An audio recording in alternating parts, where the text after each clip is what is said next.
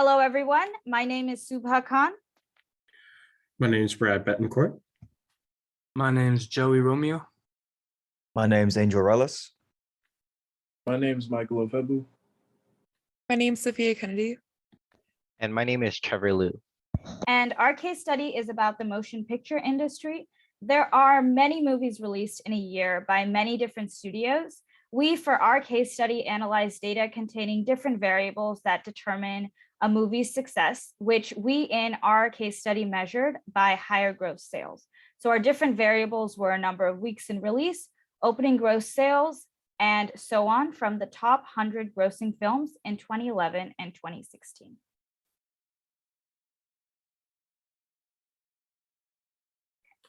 So firstly, we had two sets of data from the years 2011 and 2016, and this gave us an opportunity to compare both these different years by our side-by-side bar graph. So as you can see, this bar graph compares the average total gross sales between the years 2011 and 2016. And you can see that the average gross sales for movies released between 1 to 10 weeks and 11 to 20 weeks are very similar between 2011 and 2016. However, movies released between 21 to 20 weeks and 41 to 50 weeks in 2016 have significantly higher success at the box office. However, this may not be the case because we understand that mean or the average total gross sales is very affected by outliers, as you'll see in the next analysis and our next frequency table. However, another key insight from this graph we can get is that from the graph, we can see that there were 0 movies released from 31 to 40 weeks for both years. From this graph alone, I would recommend to the management team, the American Motion Picture Association, to keep their movies in theaters between 21 to 30 weeks, since most of those movies were the most successful. Additional data on exactly when the movies were released in the years would also be helpful to determine if movie successes depend on being released on certain parts of the year, for example, holidays. As you will see with Michael's analysis, the specific number of movies released in each class has a large impact on the average gross total sales. So we chose to create a frequency distribution table for the years 2011 and 2016. For this chart, we focused on the weeks in release for 2011 and created intervals while finding the absolute, relative, and percent frequency for this data. It is very apparent that movies in week interval 11 to 20 took over our table by a landslide.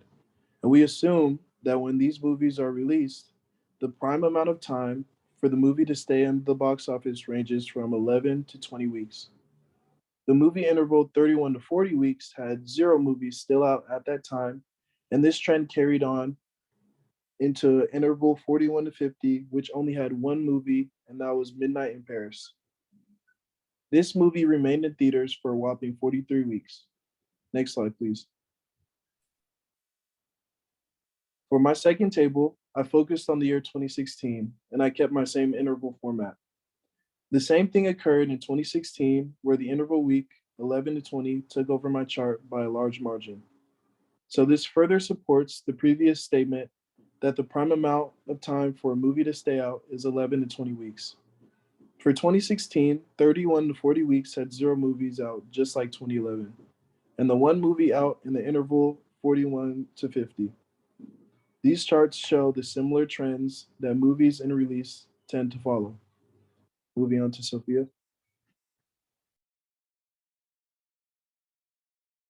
The gathered data from 2011 showed in this histogram visually shows the relationship between the number of theaters and number of motion pictures. Looking at the data provided, it shows more motion pictures are being played in between 2,500 amount of theaters to 4,000 number amount of theaters. Continuing on, we're also able to see a relatively similar trend to the next graph. This graph shows the relationship between the number of theaters and the numbers of motion pictures, which in this case, we can see this is only movies in 2016. A majority of the movies in this list are premiering around 3,000 to 3,500 number of theaters, following up by 3,500 to 4,000. We can infer that the more theaters that each movie is being played in, there will be more overall gross revenue. This can come for many reasons, ranging from people wanting to view this at different locations to even being accessible to certain locations. Furthermore, we are able to see that many movies want to be played in as many theaters as possible. This is so that they are hoping to raise the total gross revenue. Next slide, please. As seen in this graph in 2011, we can see that only 2 movie franchises surpassed the 300 million mark, those movies being Transformers and Harry Potter. The other 3 movies hit below 300 million, but were still popular nonetheless. Based on this graph, we can infer that sci-fi and fantasy franchises tend to be very popular and profitable. The ratings on these movies are PG-13, which means more families and teens are going to see these types of movies, which means more sales. And now I'll pass it on to Brad. Next slide, please. Now, fast forward to the year 2016, we can see in this graph that, quite frankly, that a sci-fi movie such as Star Wars and Finding Dory as a Disney Pixar film grossed over $400 million, while the other 3 movies did significantly well. Next slide to pass it on to Joey.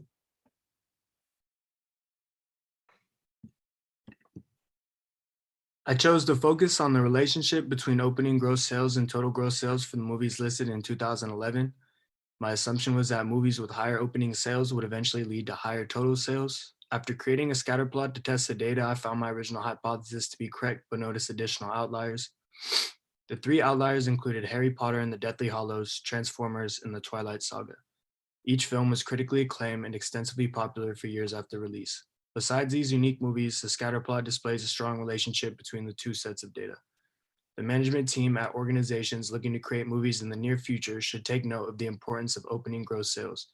Initial impressions seem to make a large impact on a film's overall success.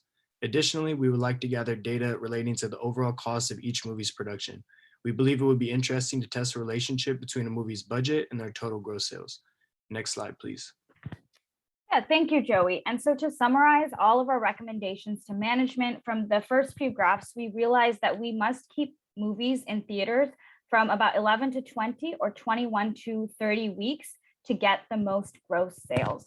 Also, by looking at our other graphs, we realized that franchises are the most successful. Looking at the top 5 grossing films in both 2011 and 2016, franchises dominated the charts.